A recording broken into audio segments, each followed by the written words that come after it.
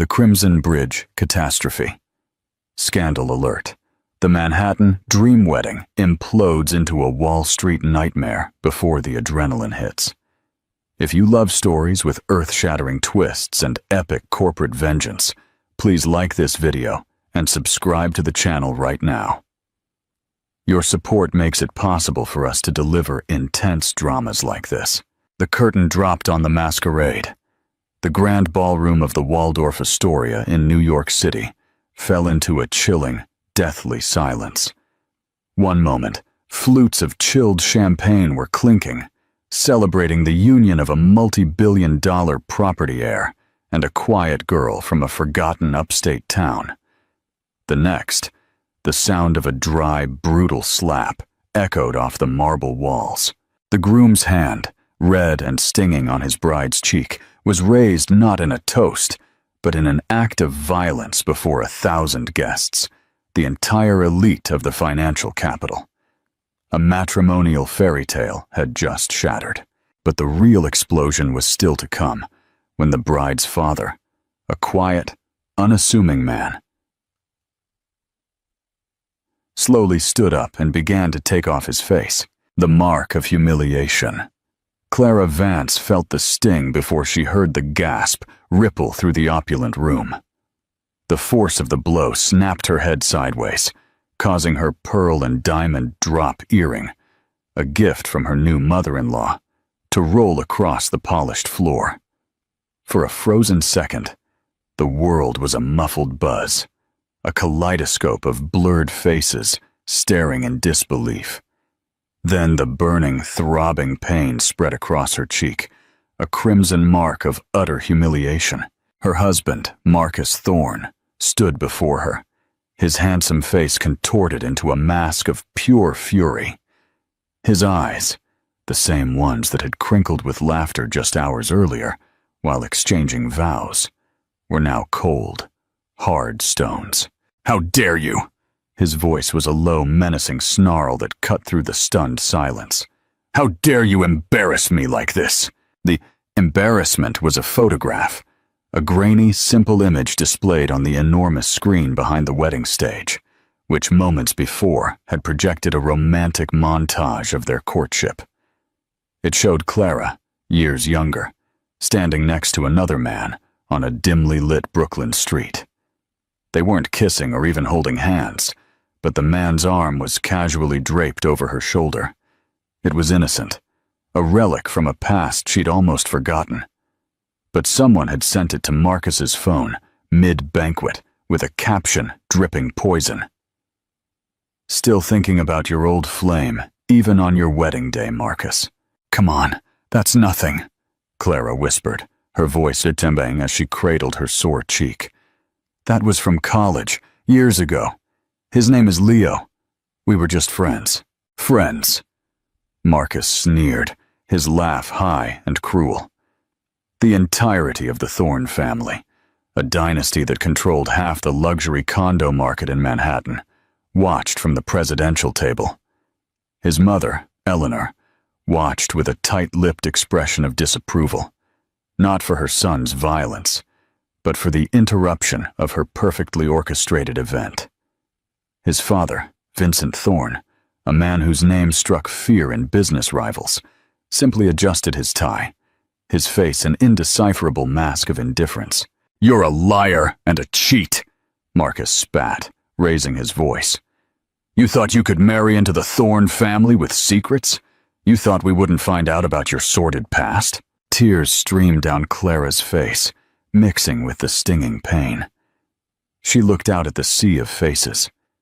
Business magnates, socialites, government officials, all whispering, their eyes gleaming with a mixture of pity and morbid curiosity.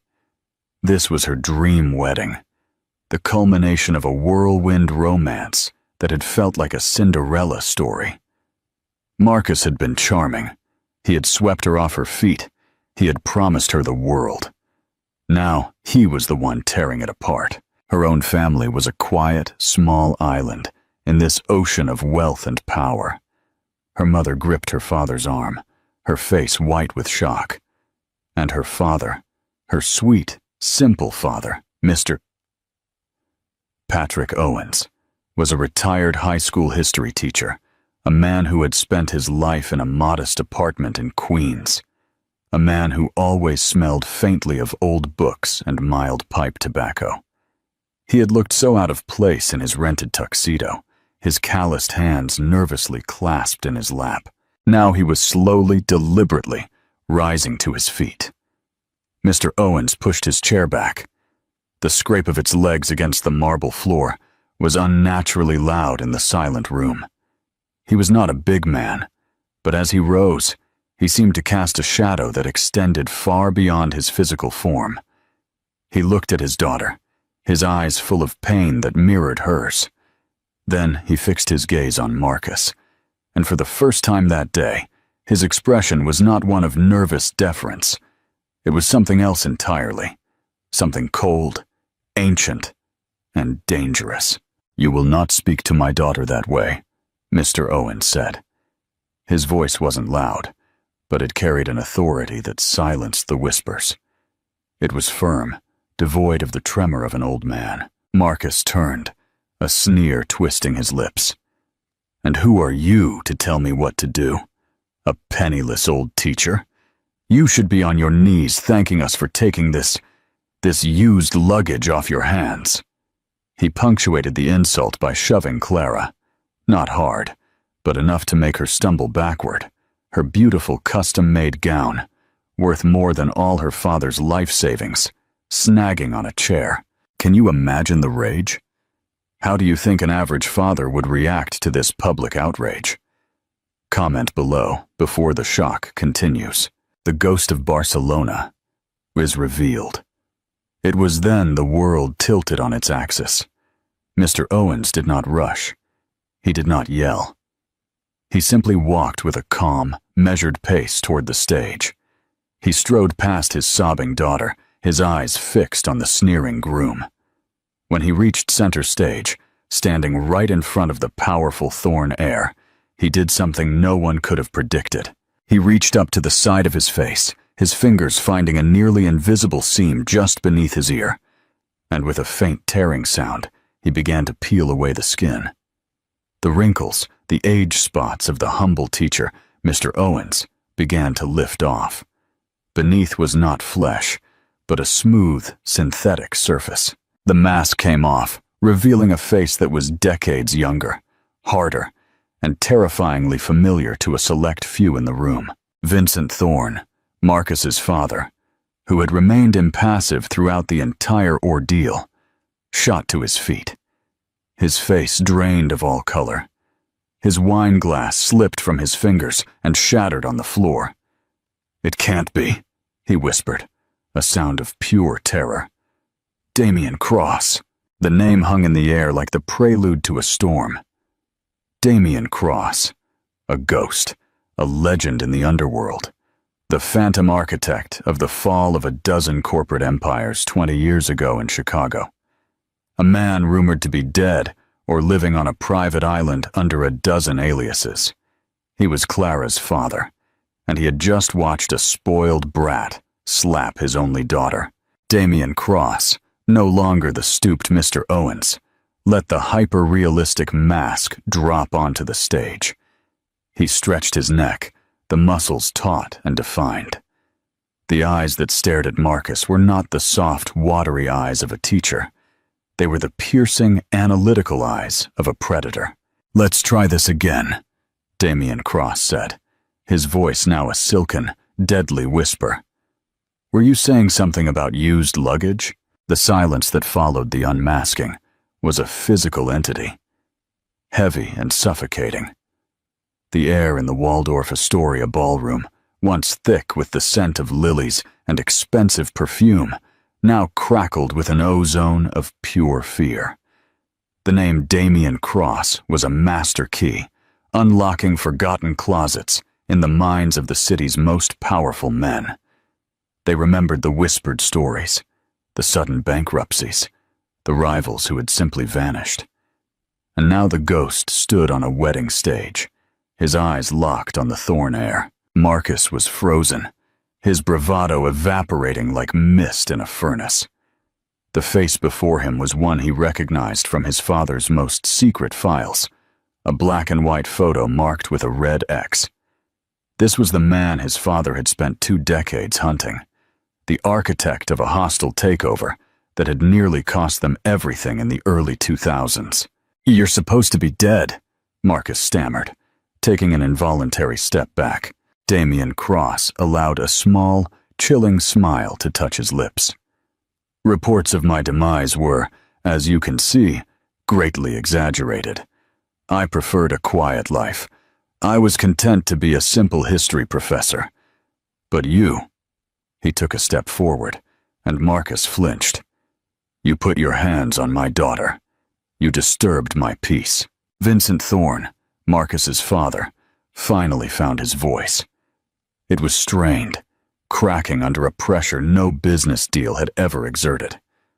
"Cross, let's be reasonable. This is a misunderstanding, a family dispute." Damien's gaze shifted to him. It was a look that stripped Vincent of his billion-dollar empire, his custom-tailored suit, his carefully constructed persona of power, leaving him naked and afraid. "Reasonable?" Damien repeated. "Was it reasonable, Vincent, when you hired thugs to torch my first office building with my wife still inside? Was it reasonable when you used that insurance money to lay the first brick of this pathetic empire?" A collective gasp went through the room. This wasn't just a business rivalry. This was a vendetta, a blood feud. Clara stared at her father, her mind reeling. The quiet, gentle man who read her bedtime stories, the man who grieved for her mother, a woman she'd been told died from a sudden illness, was this formidable stranger. Her whole life, her entire identity, felt like a carefully constructed lie. "That's a lie," Vincent sputtered, but his sweaty forehead and shifty eyes betrayed him. "You have no proof." "Proof," Damien laughed, a dry, humorless sound. He reached into the inner pocket of his rented tuxedo and pulled out not a weapon, but a small, sleek USB flash drive. He held it up for all to see. "I spent 20 years being a ghost, Vincent. Ghosts have time. They watch, they listen, and they collect. On this drive is every illegal transaction, every bribed official, every shell company you've ever used. It contains the original police report of the arson you paid to have buried, along with a sworn statement from the man you paid to light the match." He was surprisingly chatty before he passed away in a boating accident last year. He turned his attention back to Marcus, whose face was now the color of ash. "As for you, you spoiled little prince, the photo you received. Who do you think sent it?" The twist was so bold, it took a moment to register. "I did," Damien stated calmly. "I sent the photo. I knew your temper. I knew your arrogance. I knew you were a weak, insecure boy who would react with violence rather than confidence. I needed to see if you were worthy of my daughter's love. You failed the test spectacularly." He had orchestrated the entire public humiliation, not of his daughter, but of the Thorne family. He had set a trap, and they had fallen squarely into it, exposing their true, rotten nature for the world to see. Eleanor Thorne, who had been a statue of horrified silence, finally broke. "Monster! You planned this! You used your own daughter!" "I used my daughter's capacity for forgiveness," Damien corrected, his voice dropping to a low, dangerous tone. "She saw goodness in your son where there was none. I, on the other hand, see things as they are. And what I see is a family of criminals who built their fortune on the ashes of my wife." He tossed the USB drive to a man in the front row, Director Maxwell Salas of the FBI's Complex Financial Crimes Division. "I believe you've been looking for this, Director. A little wedding gift from me." The official, a man known for his bulldog tenacity, caught the drive, his eyes wide. He looked from the drive to Vincent Thorne, and a slow, grim smile spread across his face. The foundation of the Thorne Empire had just cracked. Damien then turned back to Clara. The hardness in his face instantly softened, replaced by the familiar love and pain of the father she knew. "My dearest Clara," his voice was choked with emotion. "I am so sorry for the life of lies I made you live. I did it to protect you, to keep you safe from them." He gently touched her bruised cheek, his fingers tracing the red mark left by Marcus's hand. "But now I see the only way to protect you is to dismantle the world that hurts you." He turned and faced the Thorne family one last time. "This isn't over," he promised, his voice a quiet vow of destruction. "This is only the beginning. By the time I'm done, the Thorne name will be nothing but a whispered fable in the dark." Without another word, he took Clara's hand, and together they walked off the stage, leaving behind a shattered wedding, a terrified groom, and the smoldering ruins of a corporate dynasty. The guests, frozen in their seats, could only watch as the legend of Damien Cross was reborn in fire and vengeance. Mid-story action break. The shock in that room must have been electric. If the tension has you hooked, make sure to like and comment with a "If you believe revenge is a dish best served cold." The command center and the final turn. The drive from the Waldorf Astoria was a blur for Clara. The bright city lights blurred in the windows of a discreet black sedan that had appeared out of nowhere the moment they exited the hotel. Her father, Damien Cross, sat beside her. No longer the frail Mr. Owens, but a man who radiated a quiet, coiled energy. The rented tuxedo had been replaced with a simple dark gray Henley shirt and black pants that seemed more suited to his true persona. Clara's mind was a vortex of emotions. The pain in her cheek was a dull throb, a physical anchor to the surreal nightmare. Betrayal mixed with a strange, soaring sense of awe. The man who bandaged her scraped knees and helped her with history homework was capable of taking down industrial titans. "Where are we going?" she finally asked, her voice barely a whisper. The wedding dress felt like a costume from another life, heavy and ridiculous. "Somewhere safe," he replied, his eyes on the road. "A place I prepared a long time ago." The safe house was an unmarked warehouse in the city's industrial sector, but behind a corrugated steel door that hissed open with a silent hydraulic sigh was a different world. It was a minimalist, high-tech command center. A bank of monitors lined one wall, displaying a dizzying array of financial data, news feeds, and security camera footage from across the city. A long conference table dominated the center of the room, and in the corner was a small, functional living space. A woman with sharp, intelligent eyes and silver hair, pulled back into a severe bun, rose from a chair. It was Maria, the woman Clara had known all her life as Aunt Maria, the kind neighbor who always brought over pastries and looked after her father. "The package has been delivered, Damien," Maria said, her voice clear and professional. "Salas has already convened an emergency task force. Thorne Group assets are being frozen as we speak." "Aunt Maria?" Clara breathed, completely bewildered. Maria offered her a soft, apologetic smile. "My real name is General Maria Estrada, former military intelligence. I retired the same time your father died." The ground beneath Clara's feet crumbled a little further. Her entire neighborhood, her entire life. It was a stage. Damien Cross led her to the monitors. "Watch," he said, pointing to a news feed. The headline was explosive. "Thorne Group CEO and heir arrested in wide-ranging corruption probe. Assets frozen." A live video showed a frantic Vincent Thorne being escorted out of his mansion by FBI agents. Marcus was beside him, his face a mask of gaping disbelief, his wedding tuxedo now wrinkled and stained. Eleanor was screaming at the cameras, a stark contrast to her earlier glacial composure. "You did this," Clara whispered. "In 1 hour you destroyed them." They destroyed themselves 20 years ago when they chose greed over humanity, Damien corrected gently. I am simply collecting the debt. He pointed to another screen showing a complex web of financial transactions. This is what I've been doing for 2 decades, my love.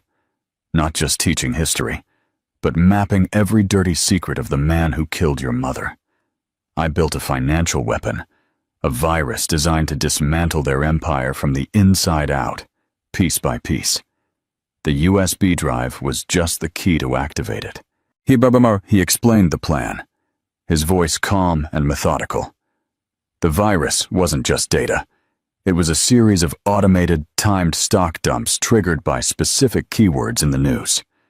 The moment the media reported the investigation, the shell companies he controlled across the globe began to sell off Thorn Group stock, triggering a panic sell.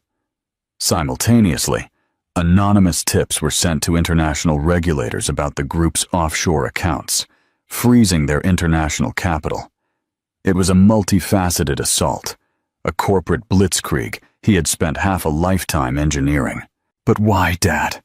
Clara asked, tears finally coming again, this time not from humiliation, but from deep confusion and hurt. Why the lies? Why couldn't you have just been my father? His face softened, the hardened strategist replaced by the loving parent. He pulled her into a hug, his embrace strong and secure. Because they would have found us. His voice choked with 2 decades of pain. Vincent was obsessed. He knew I survived the fire. He had people searching for me, searching for any surviving family. If he had ever discovered I had a daughter, Clara, there is no line he wouldn't have crossed to get to me through you. So I died. Mr. Owens was born, a boring, harmless man no one would look at twice. It was the only way to give you a normal life, a safe life. A ping from one of the computers drew Maria's attention. Damien, you need to see this. On one of the security feeds labeled Thorn Secondary Residence, they saw a flurry of activity. A black van had pulled up to a luxurious villa in the Hamptons. Men in dark suits were rushing inside. That's not Salas's team, Maria noted, frowning. Those aren't government plates. Damien Cross zoomed in on the face of one of the men. A cold recognition dawned on his face. Silas the Viper, he muttered. An old acquaintance. Works for the highest bidder. Specializes in extractions and disappearances. Who would hire him? Clara asked. Her heart pounding. Someone with more to lose than just money, Damien answered, his mind racing. The Thorn Group didn't operate in a vacuum. They were the public face of a much more dangerous, shadowy consortium of investors. Vincent was their money launderer.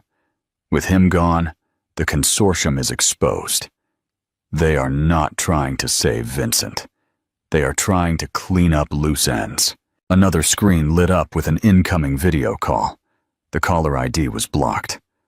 Maria patched it to the main display. The face that appeared was haggard, his eyes full of desperate, wild cunning. He was in the back of a moving vehicle, city lights blurred behind him. It was Marcus. You, he growled, his voice a venomous hiss. You think you've won?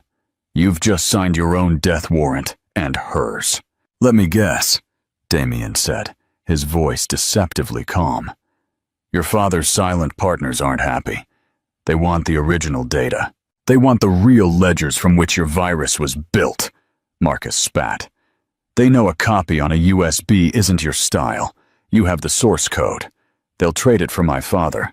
But if you refuse, they know about him. He gestured vaguely, and the camera shifted to show a bound and gagged figure in the seat next to him. It was Leo, the man from the photograph. Clara gasped, clapping a hand over her mouth. He was easy to find, Marcus sneered.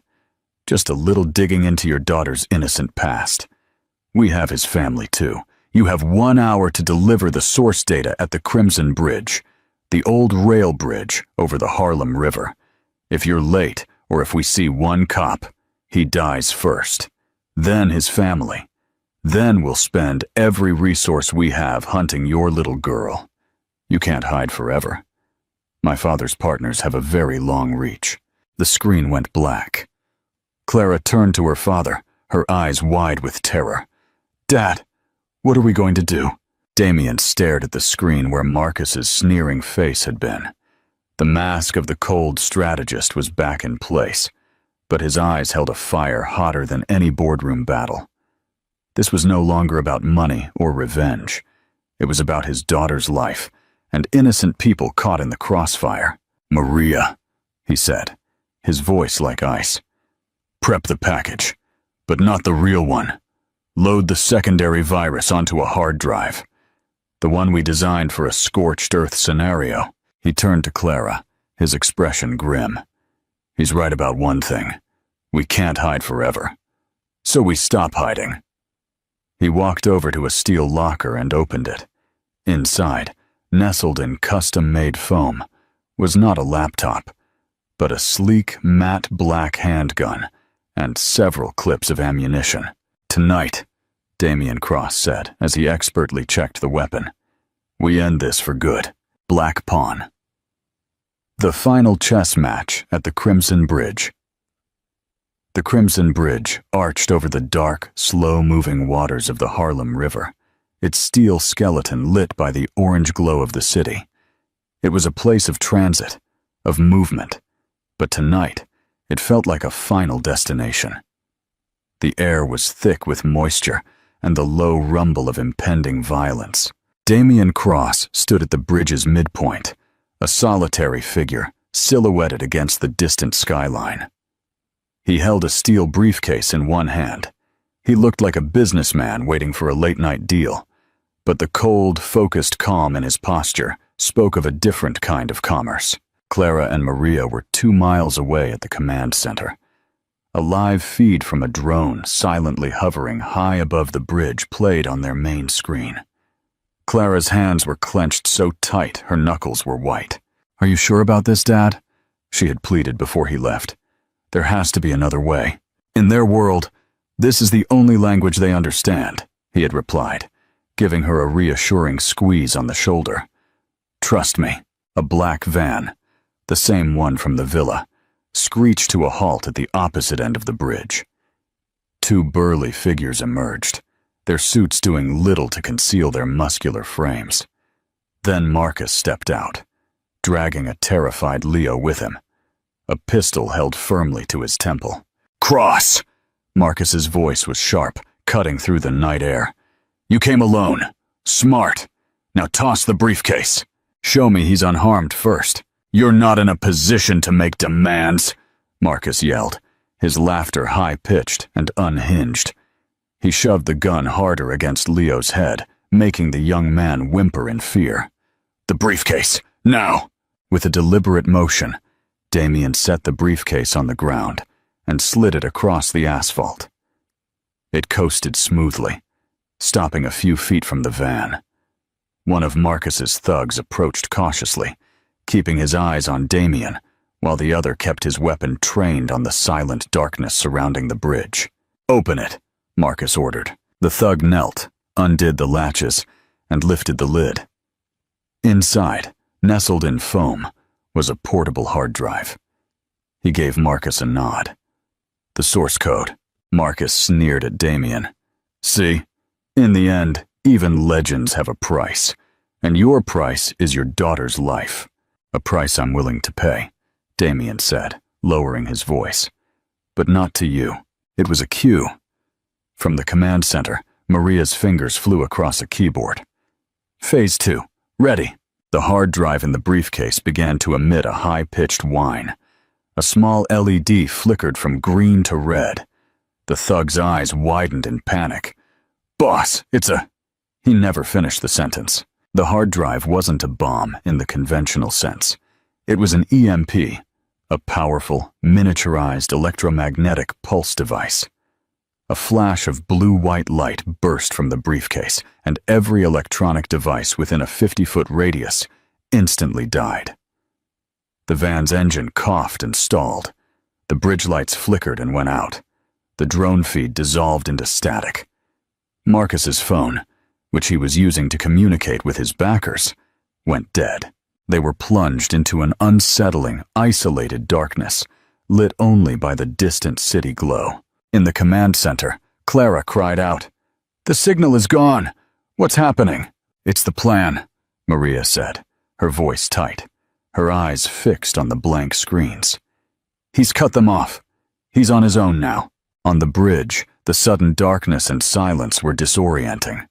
For a fraction of a second, everyone froze. It was the moment Damien Cross had been waiting for. He moved with a speed that defied his apparent age, a blur of motion in the gloom. He wasn't aiming for Marcus. He was aiming for his men. Before the first thug could even process the EMP blast, Damien had closed the distance. There was a sickening crunch of bone as he landed a precise, incapacitating strike to the man's knee, followed by a swift blow to the temple that sent him collapsing to the pavement, unconscious. The second thug, regaining his senses, swiveled his weapon towards the sound, but Damien was already moving, using the van as cover. He kicked the vehicle's door with tremendous force, slamming it against the man and pinning him against the van's frame. A second kick disarmed him. It was over in under 5 seconds. 2 professional enforcers neutralized with brutal efficiency. Marcus, in a panic, fired his pistol wildly into the darkness. Bullets whizzed, ricocheting off the bridge's steel beams with loud pings. Leo, in a moment of pure survival instinct, dropped to the ground, crawling away from the madly firing Marcus. "You can't hide, old man!" Marcus shrieked, his voice cracking with fear and rage. A calm voice emerged from the darkness directly behind him. "I'm not hiding." Marcus spun around, eyes wide with terror. Damien Cross was there, untouched. The matte black handgun from the locker now in his hand, held with the relaxed confidence of a seasoned professional. He hadn't fired a single shot. "It's over, Marcus," Damien said, his voice devoid of emotion. "It's not over!" Marcus screamed, raising his pistol to shoot, but his hands trembled uncontrollably. His shot went wide, shattering the night silence. Damien didn't flinch. He didn't return fire. Instead, he made a small, almost imperceptible gesture with his free hand. From the shadows beneath the bridge, a spotlight snapped on, pinning Marcus in its brilliant white shaft of light. Simultaneously, the low rumble of a powerful engine filled the air as a police speedboat sped into view on the river, its blue and red lights flashing. Standing on its bow was Director Salas of the FBI, a megaphone in hand. "Marcus Thorne!" Salas's voice boomed over the water. "You are surrounded. Drop your weapon now." Marcus looked wildly from the boat to Damien, his face a mess of confusion and desperation. You called the cops! I told you not to!" "I didn't call them," Damien said simply. "I own the company that manufactures their new encrypted communication systems. They've been listening to every word you've said since you made your call. They were just waiting for you to make your move." It was the final checkmate. Every move Marcus had made, every threat, every demand, had been anticipated and countered. He was not a player in this game. He was a pawn moved to a corner by a grandmaster. With a final desperate cry of rage, Marcus spun his weapon not towards Damien, but himself. Before anyone could react, he jammed the pistol to his head. "Stop!" Clara's voice suddenly screamed. Everyone froze. She was running onto the bridge, her wedding dress gathered in her hands, her face streaked with tears. Maria was right behind her, trying to pull her back. "Don't do it, Marcus," she pleaded. "It's not worth it." Marcus looked at her, his eyes vacant, the gun still pressed to his temple. He saw the woman he was supposed to love, the woman he had brutalized, now begging for his life. For a moment, a flicker of something. Shame, regret, a tiny piece of the man he could have been, crossed his face. "He's stalling," Maria hissed to Damien. "It's a classic tactic. He's waiting for his real backup. Damien's eyes narrowed. Maria was right. The consortium wouldn't rely on a loose cannon like Marcus. This was a distraction. His gaze swept the dark, opposite end of the bridge. He saw it then. A faint, glittering reflection. The unmistakable signature of a sniper scope. They weren't here for Marcus. They were here for him. And his daughter was directly in the line of fire. "Clara, get down!" he roared, lunging toward her. The crack of the sniper rifle echoed across the bridge, a sound far sharper and deadlier than Marcus's pistol. The world slowed to a stop as Damien Cross dove, shoving Clara onto the hard bridge asphalt. He felt a white-hot agony tear through his shoulder. The force of the impact spun him, and he landed heavily on his side, his vision momentarily swimming in a red haze. The sniper's shot had found its mark. "Dad!" Clara screamed, scrambling towards him, her voice filled with terror. On the river, Director Salas's voice boomed over the megaphone. "Sniper! North end of the bridge! All units advance!" The police speedboat surged forward, its spotlight sweeping the darkness. Marcus, shocked by the sudden turn of events, hesitated for a fatal second. The sniper wasn't his backup. It was his executioner. They were cleaning up all loose ends. Realizing he was just another liability to be erased, he dropped his own weapon and raised his hands in surrender as police officers swarmed the bridge. Ignoring the chaos, Maria rushed to Damien's side, her military days medical training kicking into gear. She quickly assessed, applying pressure to the wound. "You missed the artery, but you're losing blood. We need to get you out of here." "Not yet." Damien grit his teeth against the pain, a sickening wave. He pushed himself into a sitting position, his eyes fixed on the opposite end of the bridge where the shot had originated. They won't send just one. They'll have a team. They need the source data. They're coming for it. As if on cue, the roar of high-performance engines filled the night. Two black sedans, faster and more menacing than the van, sped onto the bridge from the north, their tires squealing as they weaved through the abandoned cars. Men in tactical gear, armed with assault rifles, leaned out of the windows, firing to force the police to take cover. These were no ordinary thugs. They were highly trained mercenaries. "They're going for the command center," Maria realized with a gasp of horror. "The drone signal is down, but they know it originated nearby." "Clara," Damien said, his voice strained but clear, gripping his daughter's arm. "Listen to me. They don't know what you look like. They only know me. You need to blend in with the civilians being evacuated by the police. Get off this bridge. Go." "No, I won't leave you," she cried, her tears falling onto his blood-soaked shirt. "You must," he insisted, his gaze intense. "This is bigger than the Thorne family. It's about the people behind them. If they get their hands on that data, they will destabilize the entire country's economy for their own benefit. The command center has a self-destruct sequence. Maria knows the code, but you have to be safe. I won't lose you too." His words, a final plea from a father to his daughter, finally broke through her panic. With a sob, she nodded. Maria helped her up. "Go now. We'll create a distraction." As Clara ran off, blending in with a group of shocked motorists being led to safety, Maria turned back to Damien. "What's the distraction, Damien?" He looked at the approaching sedans, a grim, defiant smile on his lips. "The ghost makes one final appearance." He struggled to stand, using a concrete barrier for support, his left arm dangling uselessly at his side. With his right hand, he raised his handgun. He was outmanned and outgunned, a wounded man against an assassination squad. But he was Damien Cross, and he stood on his chosen battlefield. He fired 2 precise shots, not at the men, but at the front tires of the lead car. The rubber exploded, and the sedan swerved violently, smashing into the side of the bridge with a screech of tortured metal. The second car was forced to brake hard to avoid a collision. The mercenaries piled out, using their vehicles as cover, their weapons aimed at him. From the lead car, a figure emerged.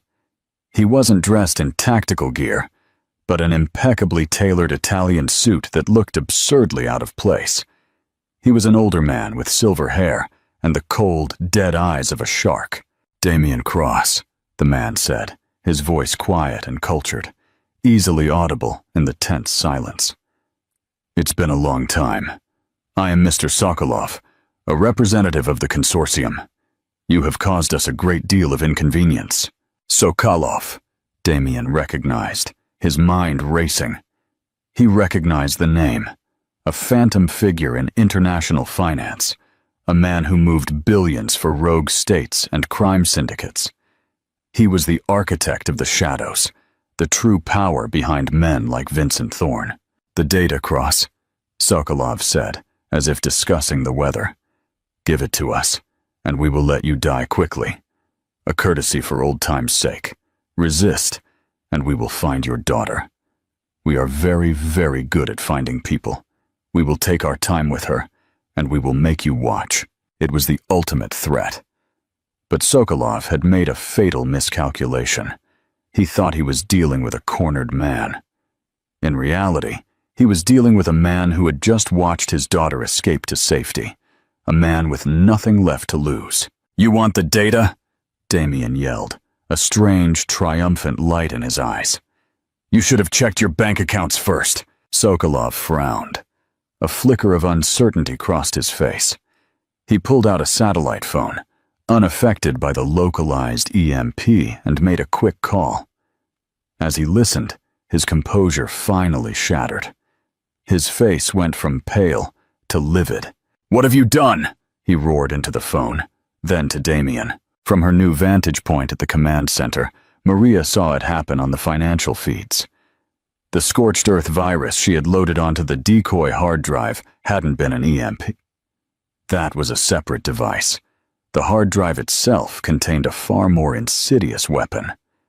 When the thug opened the briefcase, it didn't just trigger the EMP. It also sent a wireless pulse to a hidden receiver in the van that was connected to the internet via a satellite link. That pulse authenticated the virus, which then unleashed itself across the entire consortium's financial network. It wasn't designed to steal or expose. It was designed to corrupt. It was a data-shredding algorithm of pure chaos, turning trillions of dollars of assets into meaningless digital noise. It was tearing through their offshore servers, wiping accounts, falsifying records, and bringing their entire shadow economy to a grinding halt. "I just collected another debt!" Damien shouted, his voice ringing with victory. "The one you owed the world!" Sokolov, in a fit of blind rage, raised his own weapon. "Kill him! Kill him now!" The mercenaries opened fire. A hail of bullets chewed at the concrete barrier where Damien was. But he was already ready gun. In the split second of Sokolov's distraction, he had dropped behind the barrier, rolling to the edge of the bridge.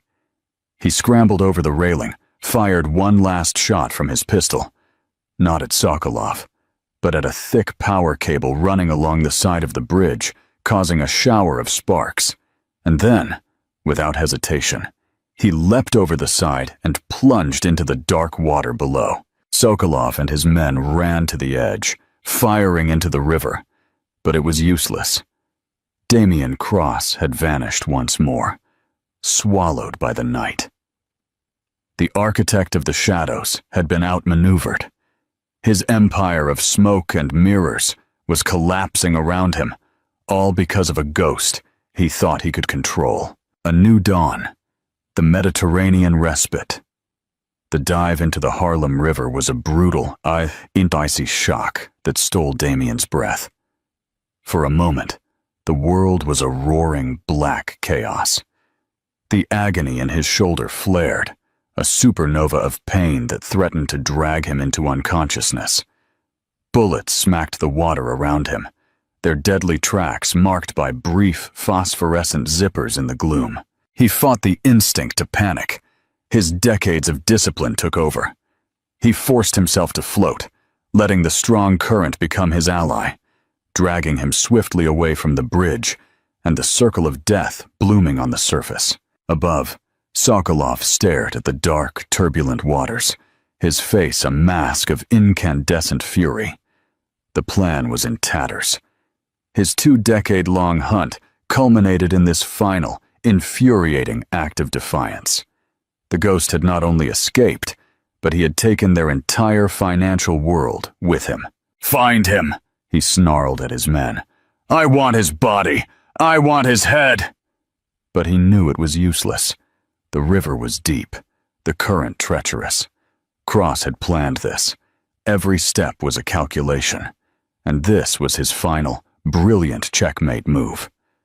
The architect of the shadows was left powerless, his empire of secrets and blood money dissolving into digital dust. Downriver, Damien fought for every inch. His vision tunneled. The city lights above blurred into a meaningless smear. His wounded body screamed surrender for the sweet final piece of the abyss. But one image burned in his mind.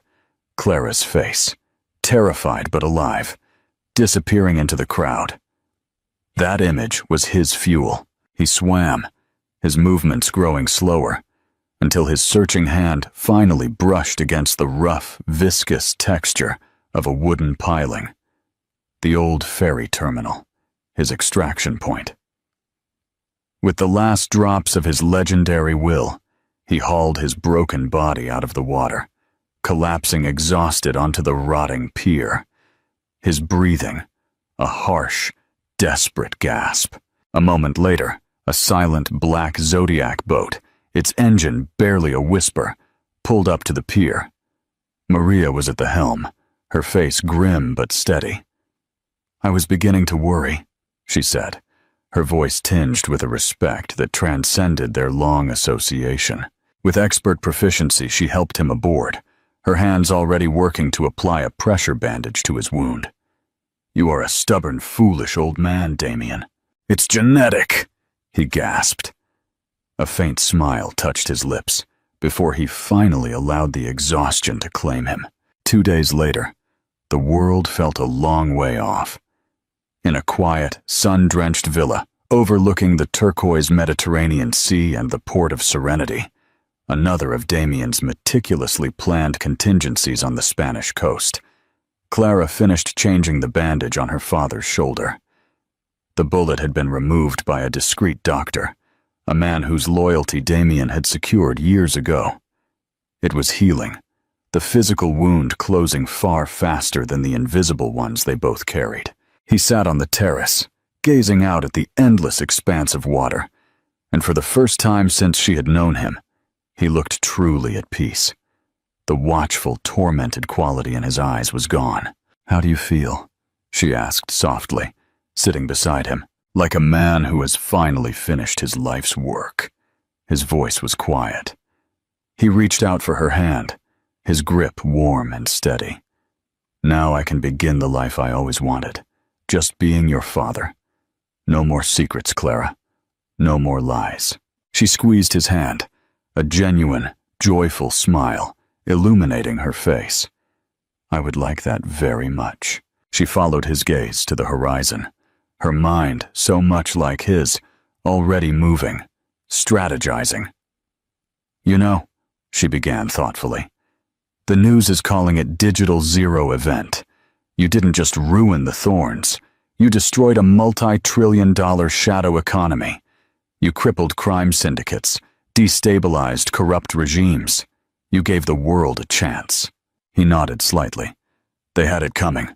The government will eventually release the legitimate Thorn Group assets," she continued, a sly, familiar glint in her eyes. "And with your own extensive resources, one person could build something powerful from the ashes, a foundation dedicated to helping the victims of men like Sokolov and Vincent Thorn, a foundation that could fight their kind of corruption on a global scale. But this time, in the full light of day." Damien Cross turned to look at his daughter, to truly look at her. He saw not the naive girl who had walked into a disastrous fairy tale, but a formidable, intelligent woman, forged in the crucible of his war. She possessed his own strategic brilliance, but it was tempered with her mother's deep, unbreakable compassion. She was his true legacy. The Crosslight Foundation, he mused, the name tasting like hope. A slow, proud smile spread across his face. I like the sound of that. But make no mistake, Clara, it will be your foundation, your vision. I'm officially retired. I'm just the old history professor who's surprisingly good with accounts. They sat together in a deep, comfortable silence, watching the sun dip beneath the ocean, igniting the sky in shades of fiery orange and soft gold. The storm had passed, the ghosts had been exorcised, and for the first time, the future was not a carefully plotted contingency plan or a desperate flight from danger, but a vast, open horizon, shimmering with infinite promise. A new dawn was breaking, not just for a father and his daughter, but for the countless lives they would now touch and change for the better. The dark legend of Damien Cross was finally over. The brilliant legacy of Clara Cross was just beginning. Conclusion and reflection. What you just heard was more than a story of revenge. It was a testament to the unbreakable bond between a father and child, and a reminder that true strength often hides beneath the most unassuming exterior. The world is full of secrets, and sometimes the most dramatic truths are just waiting to be unmasked. Interactive question. What would you do with the power of the Crosslight Foundation? Which corrupt magnate would you unmask first? Leave your answer in the comments. If this story of intrigue, sacrifice, and final justice resonated, please take a moment to share this video with someone who loves a powerful plot twist. And most importantly, subscribe to the channel and hit the notification bell. Your support allows us to bring more incredible dramas like this to life. Thank you for listening. Would you like me to help you translate and rewrite a second story with an equally cinematic style?